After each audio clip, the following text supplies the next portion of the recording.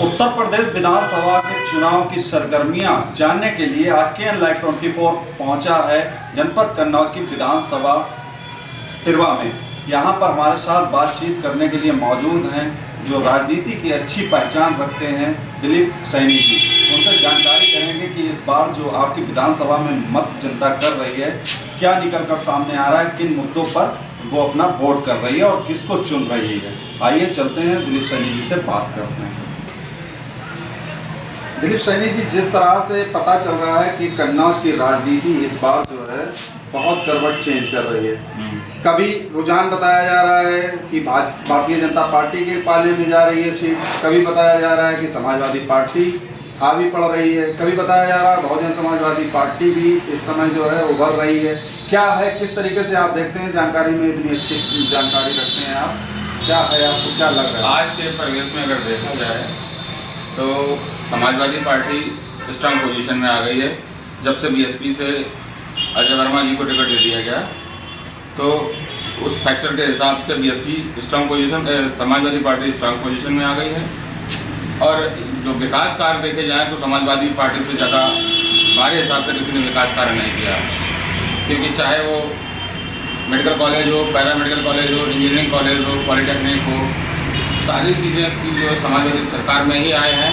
और जो सड़कें की व्यवस्था जो समाजवादी सरकार में हुई थी वो आज तक दोबारा कोई सरकार नहीं कर पाई। जो इस समय मौजूदा सरकार है या जो पिछले 5 वर्षों से कोई भी विकास कार्य नहीं करवा पाए हैं। और जो यहाँ के सांसद जी हैं वो भी कोई बड़े काम नहीं करवा पाए हैं।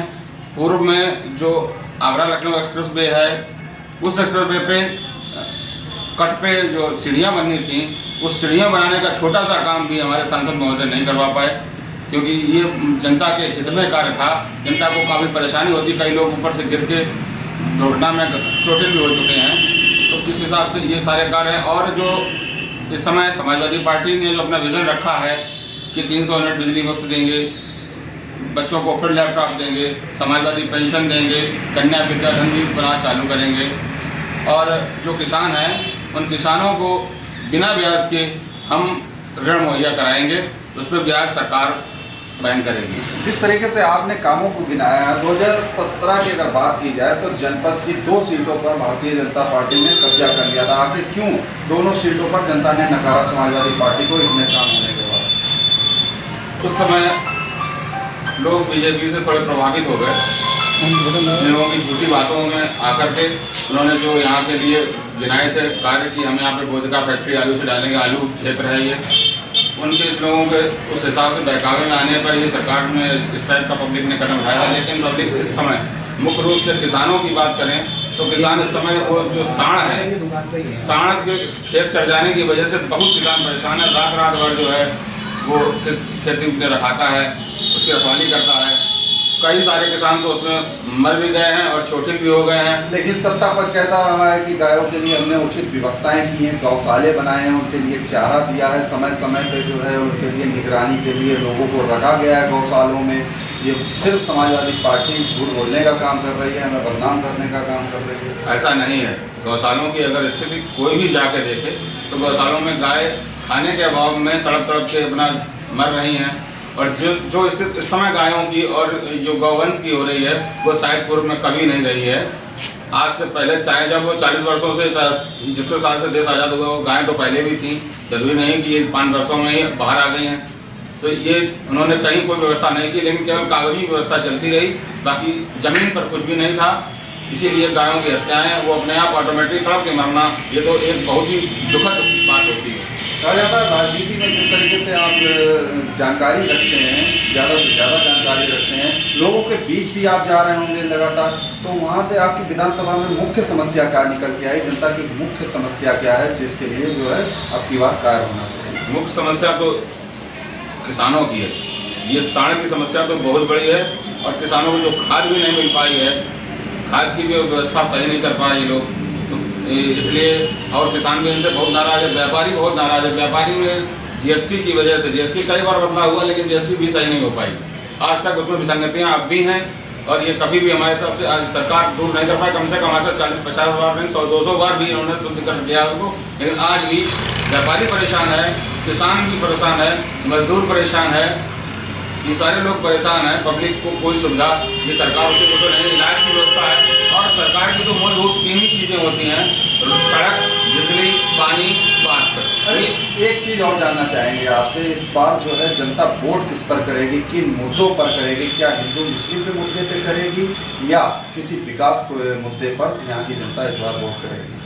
जनता बीजेपी के लोगों की इस मानसिकता को जान चुकी है कि हिंदू मुस्लिम में ये हम लोगों को भटका करके अपना उल्लू सीधा करते हैं, कभी राम मंदिर के नाम पे, कभी हिंदू मुस्लिम के नाम पे, कभी जातवाद फैलाकर ये अपना उल्लू सीधा करते हैं, अपनी सरकार बनाने के लिए सारे प्रोपेगेंडा लेके आते हैं।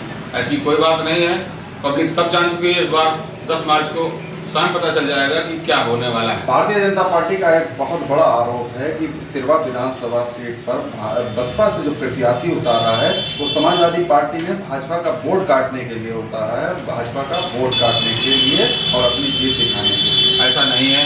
पूर्व में जो बसपा से जो प्रत्याशी आए वर्मा जी, पहले वो समाजवादी पार्टी में ही रहे हैं, लेकिन ऐसी कोई बात नहीं थी। वो जो ये विधायक मौजूदा में है इस समय, उनसे उन नाराज होकर उनका पब्लिक में जनाधार इस समय घट रहा है। वो कोई भी काम पब्लिक में नहीं करा पाए हैं, उन लोगों बल्कि पब्लिक का शोषण ही किया है। वो ही बता सकते हैं कि उन्होंने पब्लिक में कितने काम किए विधानसभा में, कोई सड़कें, कोई बिजली, कोई व्यवस्था, कोई चीज़ ऐसी की हो, वो नहीं कर पाए हैं। इसलिए उनसे भी वो नाराज़ थे, क्योंकि एक ही आदमी, और थोड़ा सा ये भी है कि एक आदमी को बार-बार चुनने से समाज में और भी व्यक्ति हैं उनके समाज में। तो दिलीप जी, जिस तरीके से हम आपको लगातार बता रहे हैं कि आप राजनीति में जानकारी रखते हैं, लेकिन आप कहीं ना कहीं हमें लगातार समाजवादी पार्टी के पाले में जाते हुए दिख रहे हैं। क्या आप समाजवादी पार्टी से किसी तरह का नाता भी रखते हैं क्या? समाजवादी पार्टी से नाता रखने की तो बात अलग है, लेकिन समाजवादी पार्टी से मैं प्रभावित हूँ, उनके विचारों से प्रभावित हूँ, उनकी योजनाओं से, उनके क्रियान्वयन से प्रभावित हूँ कि वो जो काम करते हैं, जो कहते हैं वही करते हैं, बाकी जुमलेबाजी नहीं करते हैं। जो बात उन्हें करनी है वही कहेंगे, वरना कहेंगे नहीं। और इस पिछले भी जो उन्होंने घोषणा पत्र लागू किया था पिछली सरकार में, उन्होंने पूरा किया, लेकिन भाजपा ने जो घोषणा पत्र लागू किया वो पूरा नहीं कर पाई है पिछले 5 सालों में। लेकिन कैलाश राजपूत जी का कहना है कि हमने जो है सबसे ज़्यादा विकास किया तिरवा विधानसभा। तो कोई सड़क उन्होंने बनवाई हो, कोई बड़ा कोई प्रोजेक्ट लगाया हो, कोई लाए हो कुछ भी, तो वो बता सकते हैं। हमें तो नहीं लगता है कि कोई ऐसा प्रोजेक्ट लगा है यहाँ पर जिससे देश की या इस विधानसभा की जनता का हित हो सके, ऐसा तो हमें क्या लगता है इस बार जो है समाजवादी पार्टी जो अपनी सीट खो चुकी थी उसको वापस लेगी इस विधानसभा? इस बार वापस लेगी, यह विधानसभा दोबारा वापस लेगी, क्योंकि ये कारण बड़ा कारण है कि बीएसपी कैंडिडेट्स में वोट बढ़ने के कारण दोबारा वापस लेगी। समाजवादी पार्टी ने जो प्रत्याशी बनाकर अनिल पाल के रूप में उतारा है, क्या है उनका, किस तरीके का उनका व्यक्तिगत संबंध है, लोगों से मेलजोल किस तरीके का है, क्या? जहाँ तक मेलजोल उनका अच्छा है, अच्छे व्यवहार हैं, लेकिन यहाँ की जनता सिर्फ यहाँ के अखिलेश यादव का चूँकि क्षेत्र है, इसलिए अखिलेश यादव के नाम पर और साइकिल के निशान पर ही वोट देना चाहती है। बाकी प्रत्याशी कोई मायने नहीं रखता है, प्रत्याशी की कोई बात नहीं है। चलिए, बहुत धन्यवाद हमसे जुड़ने के लिए। हमारे साथ में आपने देखा चुनावी चर्चा में यहाँ जो राजनीति की अच्छी जानकारी रखते हैं दिलीप सैनी जी, उनका सीधे तौर पे कहना है कि जो विकास हुआ वो सिर्फ समाजवादी पार्टी के ही दौर में हुआ है।